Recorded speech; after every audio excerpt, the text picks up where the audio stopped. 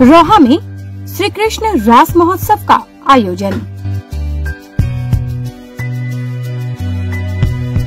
रोहा के कटहगुड़ी में श्री कृष्ण रास महोत्सव का आयोजन समिति ने पूर्व रजत जयंती वर्ष में प्रवेश करते हुए 3 नवंबर को धर्मध्वजा आरोहण और श्री भागवत शोभा यात्रा के साथ 3 दिवसीय कार्यक्रम के रूप में श्री कृष्ण रास महोत्सव का शुभारंभ किया। इसके साथ ही मंगलवार को स्वर्गीय पंचाराम डे का सौरवानी क्षेत्र में कंसालय और केली गोपाल नाटक का मंचन किया गया। पूर्व विधायक और समाजसेवी दुर्लभ चमोई द्वारा उद्घाटन किए गए केली गोपाल नाटक में आयोजित समिति के सदस्य, अधिकारीगण और सैकड़ों स्थानीय लोगों की उपस्थिति देखी गई। रास महोत्सव के अंतिम दिन यानी कि बुधवार को सामाजिक नाटक बोनोरिया फूल का मंचन किया गया, ऐसी जानकारी मिली है। रोहा से सोहेल खेतान के साथ news desk report, breaking first समाचार।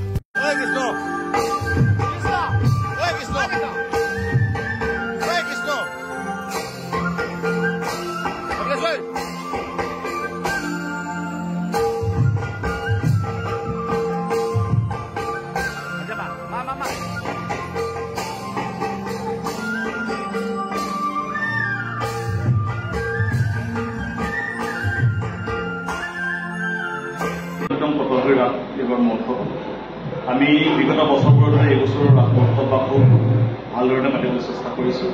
আজি আমাৰ কেলিগোপাল নাট মঞ্চস্থ হৈ আছে। এতিয়া কথা হ'ল, এইবাৰ যদিও আমাৰ মন ভাৱ আছে, আমাৰ সকলোৰে হাৰ্টথ্ৰব অসমৰ ৰাইজৰ, বিশ্বৰ ৰাইজৰ হিয়াৰ অনুৰোধ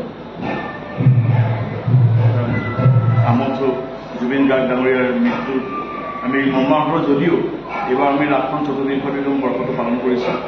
এইবাৰ আমাৰ 3দিনীয়া কাৰ্যসূচী অনুষ্ঠিত কৰা হৈছে। ভাগৱত শোভাযাত্ৰাৰে আৰম্ভ কৰি কেলিগোপাল নাট আৰু সামাজিক নাট, এই 3টা অনুষ্ঠানেৰে আমি আৰম্ভ কৰিছোঁ। সংখ্যালৈ আছে কেলিগোপাল নাটৰ সৈতে, আৰু আশা কৰিছোঁ ইতিমধ্যে যথেষ্ট ৰাইজৰ সমাগম পাইছোঁ। অহাকাইলৈ আমাৰ সামাজিক নাট অনুষ্ঠিত হ'ব, আৰু বিগত বৰ্ষবোৰত আমাৰ যথেষ্ট সংখ্যক ৰাইজে আমাক সমৰ্থন কৰি আহিছে, আমাক সহায় সহযোগ কৰি আহিছে। আশা কৰিছোঁ আমাৰ কাইলৈ হ'ব লগা যি সামাজিক নাট, সেইদিনা যথেষ্ট সংখ্যক দৰ্শকে আমাৰ এই অনুষ্ঠানত সহযোগ কৰিব। কিমানতম আছে আপোনালোকৰ এইটো? এইবাৰ 24তম বৰ্ষ, অহা বছৰ আমাৰ ৰূপালীতম। এইবাৰ প্ৰস্তুতি বৰ্ষ, হয় আমাৰ পাক ৰূপালীতম বৰ্ষ।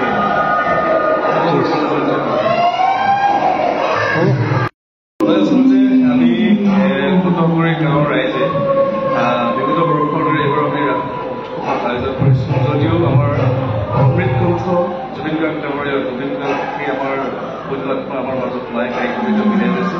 এই দুখ বেদনাৰ মাজতে আমি ৰাসখন আয়োজন কৰিছোঁ, ৰাইজৰ সঁহাৰি জনাইছে।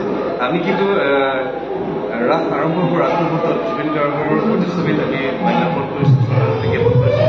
তেখেতক এই সাংস্কৃতিক যি যাত্ৰা, সেই যাত্ৰাৰ এক অৰিহণা হিচাপে আমি আজি অনুষ্ঠান আয়োজন কৰিছোঁ। আমাৰ লগত সভাপতি আৰু সম্পাদক হৈ আছে। এই বছৰ আমাৰ 24তম ৰাস মহোৎসৱ, অহা বছৰলৈ আমাৰ ৰাসখনে 25 বৰ্ষত প্ৰৱেশিব, আৰু আমি ৰূপালী জয়ন্তী আয়োজন কৰিবৰ কাৰণে আমি চিন্তা চৰ্চা কৰি আছোঁ, আৰু আমি ইতিমধ্যে প্ৰস্তুতি চলাইছোঁ। গতিকে আমি এই ৰাস মহোৎসৱৰ জৰিয়তে আমি সকলো অসমবাসীৰ ৰাইজক এটা কথাই জনাব বিচাৰিছোঁ যে যি ৰাসৰ যি আচল অৰ্থ, আত্মা আৰু পৰমাত্মাৰ যি মিলন, সেই মিলন যাতে অসমৰ ৰাইজে বুজি পায়, আৰু সংস্কৃতিৰ পৰা আমাৰ অমৃত কণ্ঠ আৰ্থ জুবিন গাৰ্গ ডাঙৰীয়াই যাতে ন্যায় পায়, তাৰ কাৰণে আমি ঈশ্বৰৰ ওচৰত পৰম পিতাৰ ওচৰত প্ৰাৰ্থনা জনাইছোঁ, আৰু সকলোকে শাৰদীয় আমাৰ যি ৰাস পূৰ্ণিমাৰ শুভকামনা জ্ঞাপন কৰিছোঁ।